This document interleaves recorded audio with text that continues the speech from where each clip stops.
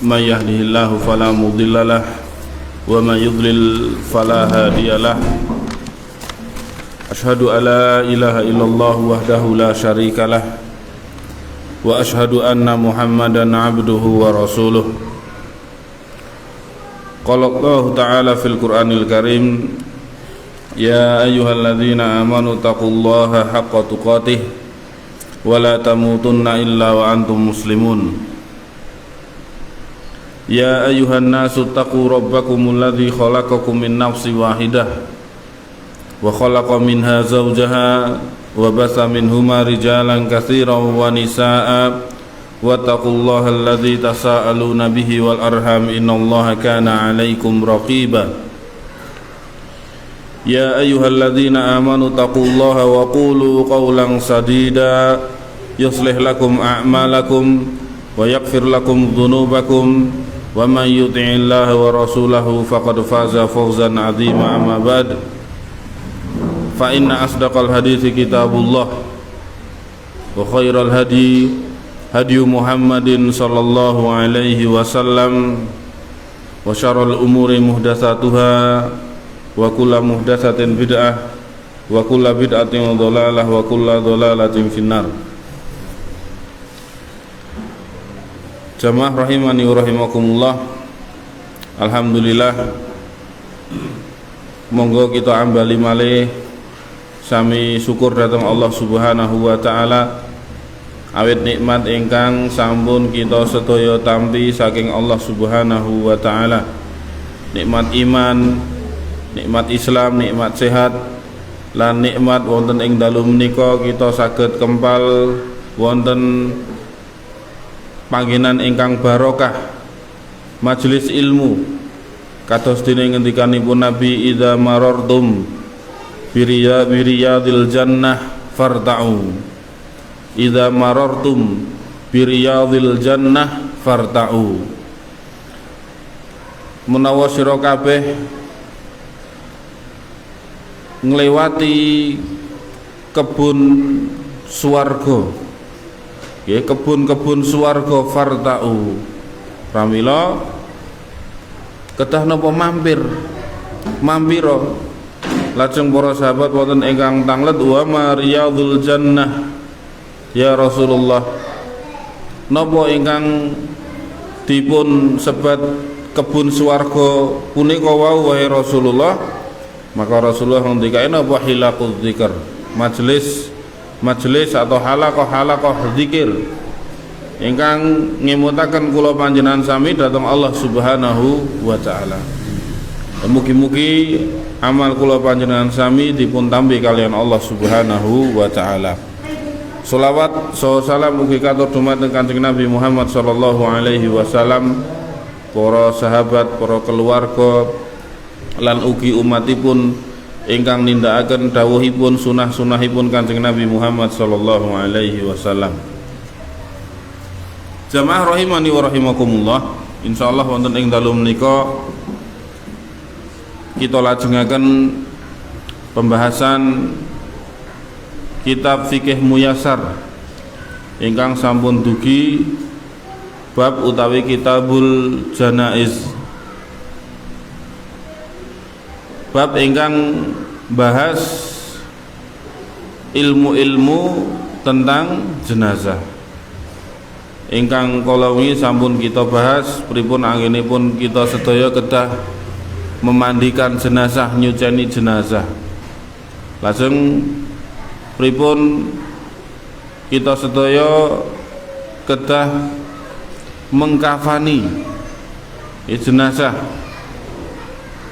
Lan insyaallah wonten dalu menika nggih samunipun jenazah dipun suceni, dikafani, lajeng dinapane disolatke, didongake. Ya. Niki sampun dugi bagian ingkang angka sekawan nggih menika hukum salat jenazah dan dalilnya. Terus insyaallah kita bahas wonten ing dalu menika bab-bab ingkang kaitanipun kalian salat jenazah. Terus sampun kita mangertosi bilih salat jenazah niku napa hukumipun fardu kifayah. Monggo sinten ingkang badhe maos bab keempat hukum salat jenazah dan dalilnya. Hukum salat jenazah dan dalilnya. Hukum salat jenazah adalah fardu kifayah. Bila sebagian kaum muslimin melaksanakannya karena jumlah dosa dari yang lain. Dalilnya adalah sabda Nabi Sallallahu Alaihi Wasallam untuk mayat laki-laki yang memikul tanggungan hutang. Salatkanlah rekan kalian itu. Dan sabda Nabi Sallallahu Alaihi Wasallam saat An-Najasyi wafat, dan salatkanlah dia. Yang kelima. Ya, niki hukum salat jenazah fardu kifayah. Dados menawi wonten saking kaum muslimin ingkang sampun nindakaken salat jenazah pramila gugur kangge sanesipun ingkang dereng nindakaken salat jenazah. Niki dalile saking ngendikanipun Nabi, sabdanipun Nabi, sallu ala sahibikum, sallu ala sahibikum, salatlah ya solatilah rekan kalian. Ya, lan ugi Rasulullah sallallahu alaihi wasallam paring sabda, inna akhan lakum qad mata, sesungguhnya seorang saudara kalian telah wafat. Faqumu fasallu alaihi, maka berdirilah dan salatkanlah dia. Ya, dados niki kewajiban kangge kula panjenengan sami mawi wonten sederek tangga tepalih nggih rencang kadang ingkang tilar donya lan piyambake niku nggih kita napa mangertosi bilih piyambake niku seorang muslim. Pramila dados kewajiban kula panjenengan sami supados napa nyolataken. Nah, ugi pembahasan wonten sinten ingkang saged dipun salataken niku sepindah dipun bahas wonten Kitabul Janaiz ingkang dipun serat kalian Imam Albani, ya, Syekh Al-Albani rahimahullah niku ugi lare ingkang tasih halit nggih, ingkang laire mbok bilih keguguran utawi normal, tapi nek kondisine tasih alit maka dia disolati langkung-langkung mawi sampun umur 4 bulan, yaswane sampun sekawan dosa. Napa 4 bulan niku berarti pinten-dinten 100 kalih dosa dinten. Nggih. Niki sing ngendikanipun Nabi, atiflu nggih, wa fi riwayati asiktu au asaktu yusolli alaihi au yud'a liwalidayhi bil maghfirati war rahmah. Nggih, anak kecil atau anak yang lahir keguguran, yusalla alaihi, maka dia disolatkan, au yud'a liwalidayhi, dan didoakan untuk kedua orang tuanya, bil maghfirati war rahmah, dengan ampunan dan rahmat.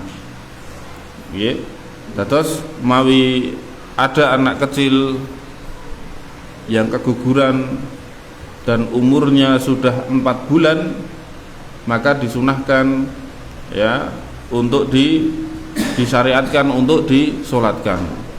Iki saking sabda Rasulullah sallallahu alaihi wasallam, inna ahadakum yajma'u khalquhu fi batni ummihi arba'ina yauman nutfatan. Nggih. Dados penciptaannya manusia itu ya di dalam perut ibunya dalam waktu sekawan dosa dinten niku bentuke tesih setetes mani, arba'ina yauman nutfatan, tsumma yakunu 'alaqatan misla dzalik.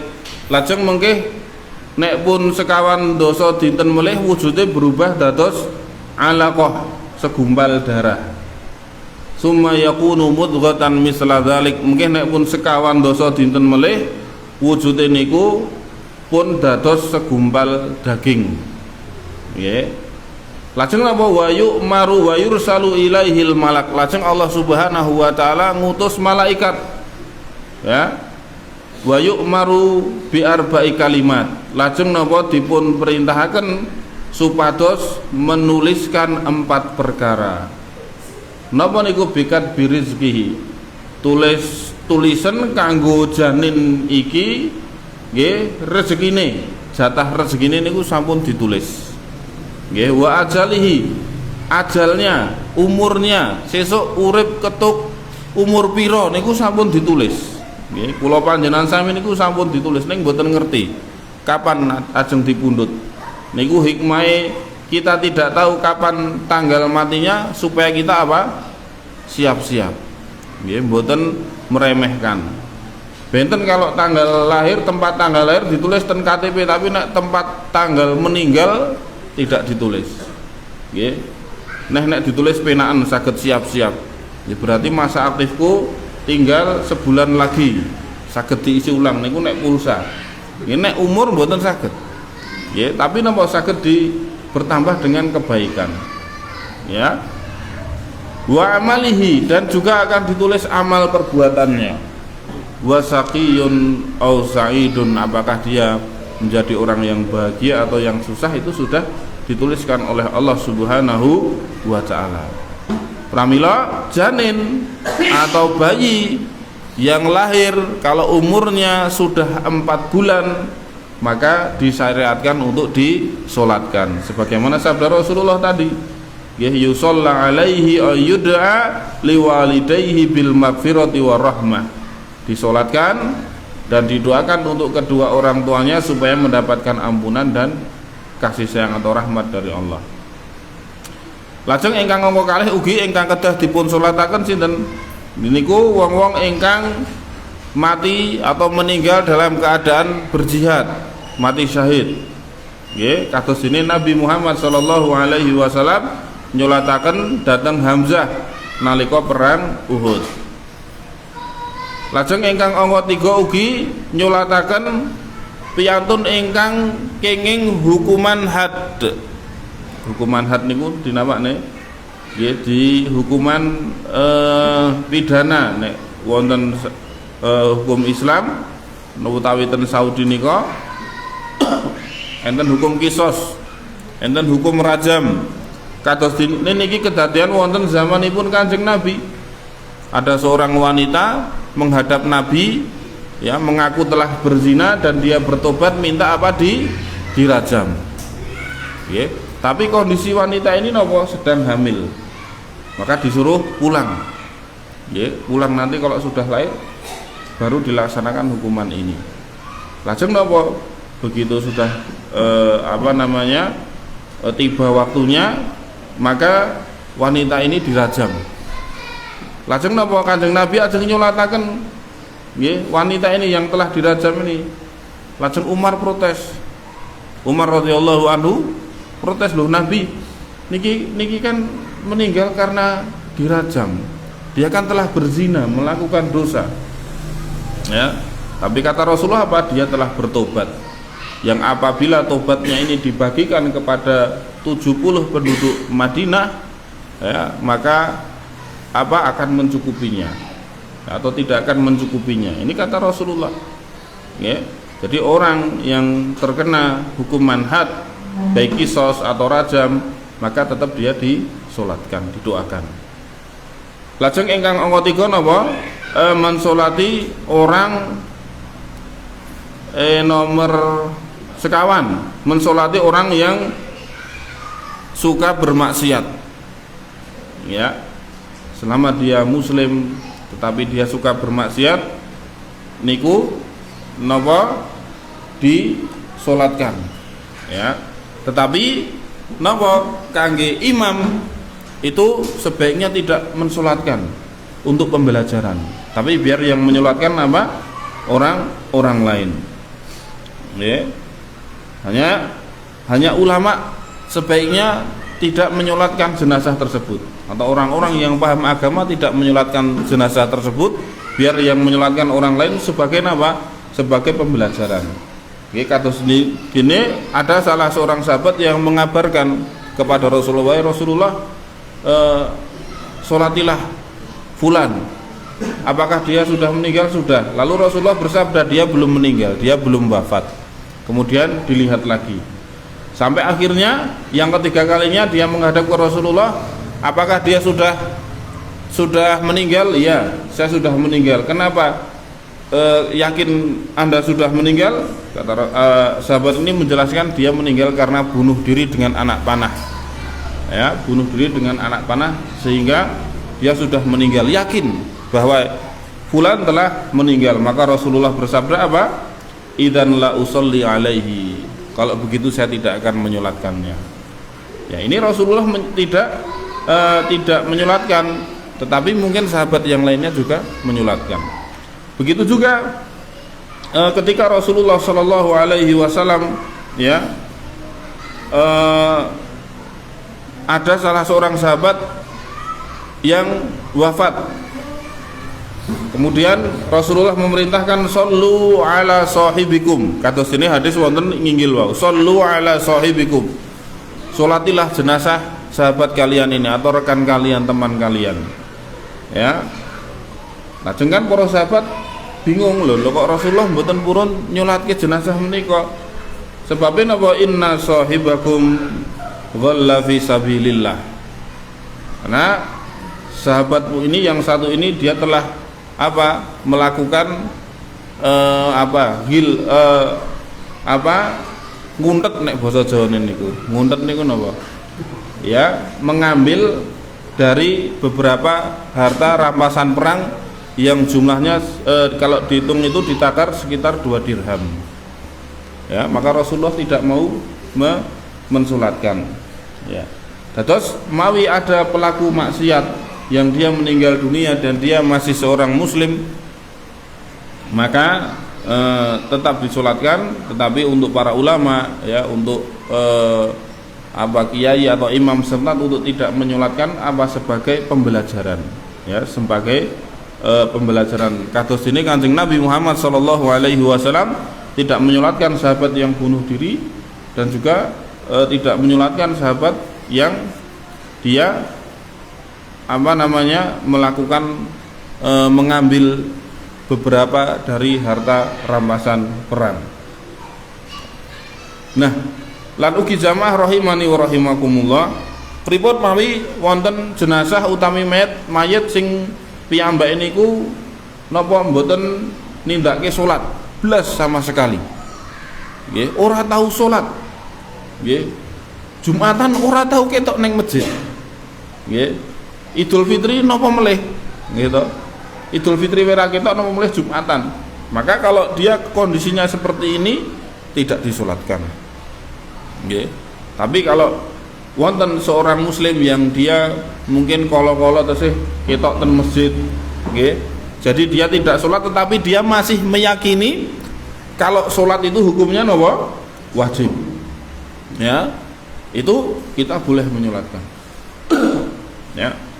Atau tidak disolatkan tapi yang mensolatkannya yang lainnya, kita yang paham tentang hukumnya ya, atau imam di sekitar daerah tersebut tidak menyolatkan. Untuk apa? Untuk pembelajaran bagi yang lainnya ya. Jadi kalau ada seorang muslim ya yang dia ke masjidnya masih jarang-jarang tapi masih kelihatan tanda-tanda keislamannya, disolatkan. Tapi kalau dia mengaku muslim tapi sama sekali tidak pernah ke masjid, bahkan menganggap sholat wajib itu tidak wajib, tidak ada tanda-tanda keislaman, maka tidak disolatkan ya. Ya. Lajeng juga mensolati orang yang masih punya hutang.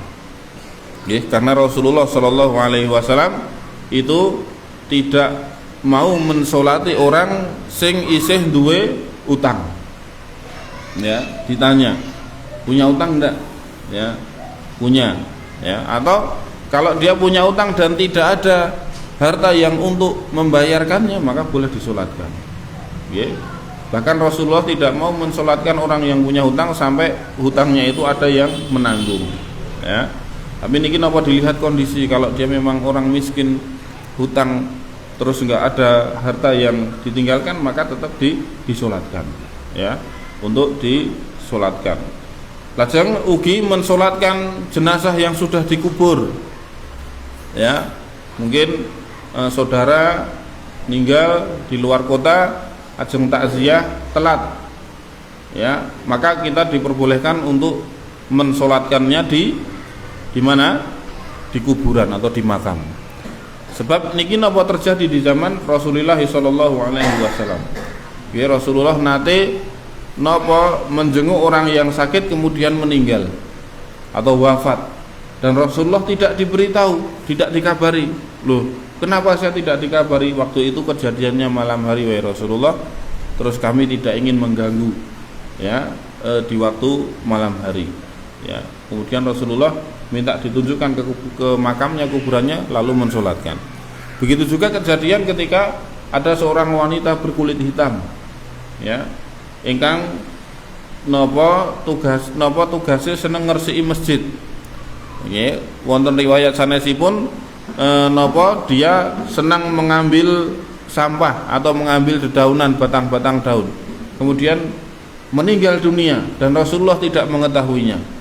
Lalu minta ditunjukkan ke kuburannya dan Rasulullah juga mensolati di kuburan. Ya. Ini penting, ya, supados kula panjenengan sami mangertosi ingkang sepindah bahwa bilih mensolatkan jenazah niku hukumipun apa fardu kifayah. Kondisi-kondisi tertentu menawi wonten jenazah yang diragukan, yang dia tadi bermaksiat, ya, mawi napa dia seorang kiai, seorang ustadz di daerah tersebut, maka tidak disolatkan. Dia tidak menyolatkan, tetapi yang menyolatkan yang lainnya. Tujuannya apa? Untuk pembelajaran, ya, untuk peringatan, bahwa kalau dia bermaksiat, ya, dan qadarullah Allah meninggal dalam kondisi bermaksiat, maka tidak ada orang yang banyak atau yang mau mensolatkannya. Baik, dilanjutkan bagian kelima.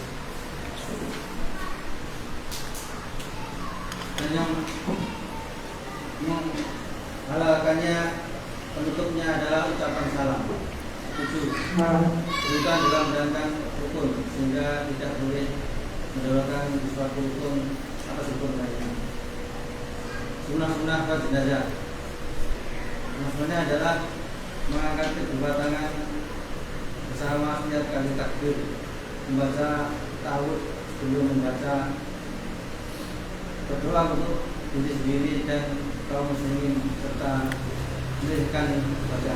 Ya, niki syarat-syarat salat jenazah, nggih, niat, nggih, taklif, mawi sampun umur, balik, lajuna menghadap kiblat, menutup aurat, bebas saking najis. Terus napa didirikannya mayit di hadapan orang yang mensalatinya bila mayitnya berada di dalam negeri. Atau salat jenazah itu harus wonten wujude jenazahe ten ngajenge. Lajeng napa sing nyolatke Islam, sing disolatke jenazah niku nggih napa Islam. Nggih. Kekalihipun dalam keadaan suci, baik mayitnya maupun yang mensalati. Lajeng rukun-rukune ingkang sepindah napa berdiri. Nggih. Berdiri. Lajeng ingkang angka kalih maos 4 takbir. Nggih. Niki ada riwayat yang 4 takbir, 5 takbir sampai 9 takbir.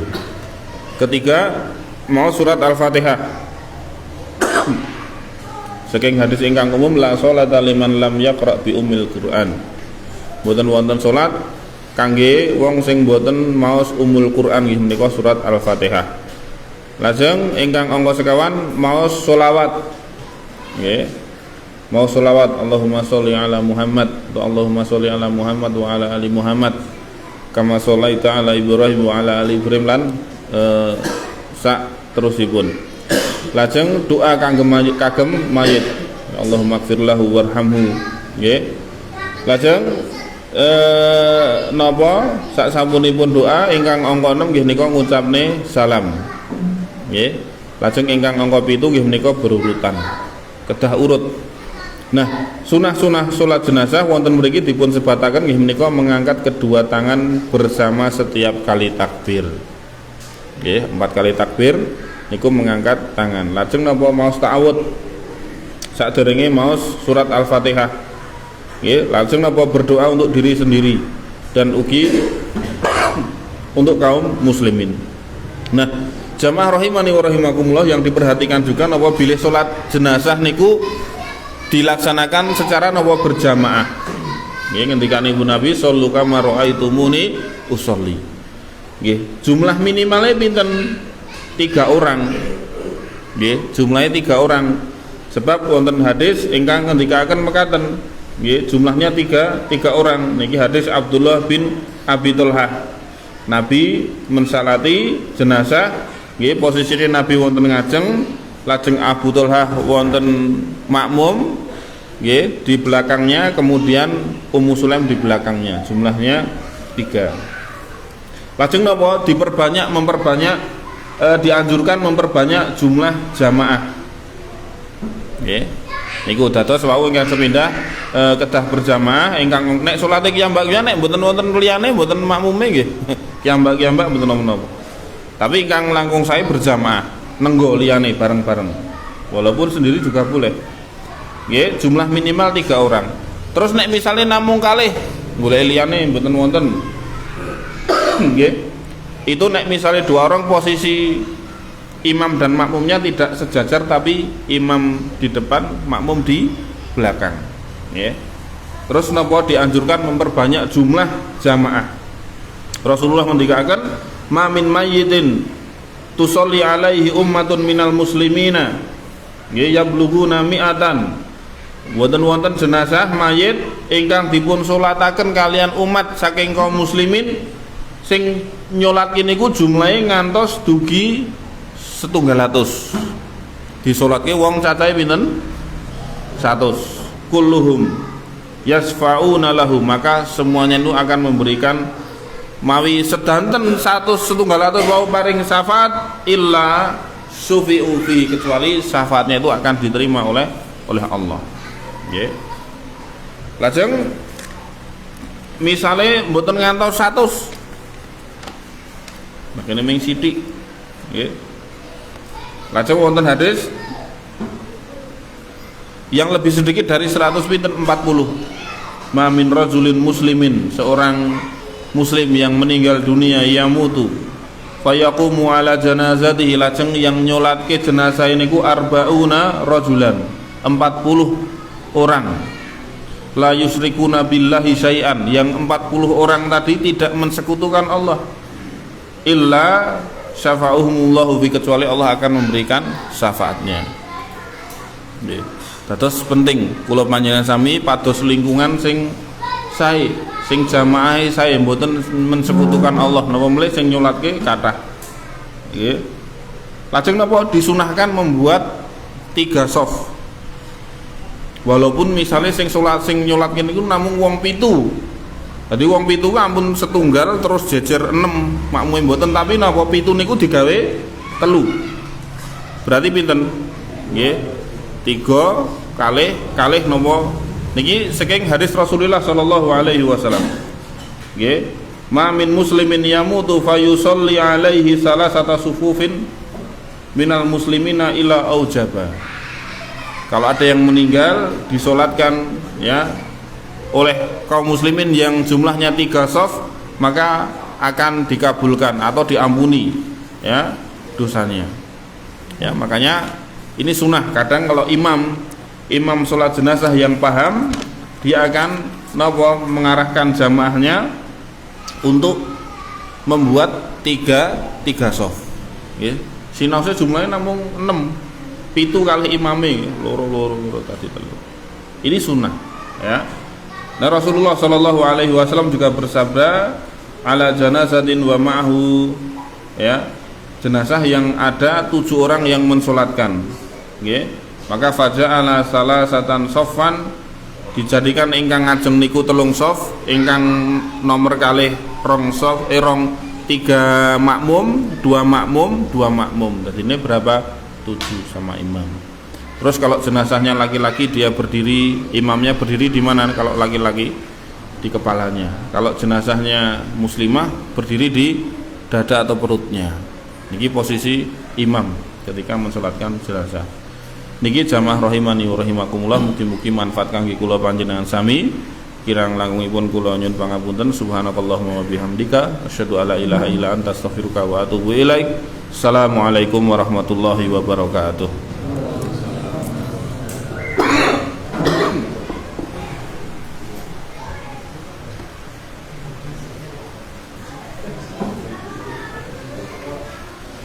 Pak Yatno, itu ada Al-Quran jumlahnya 30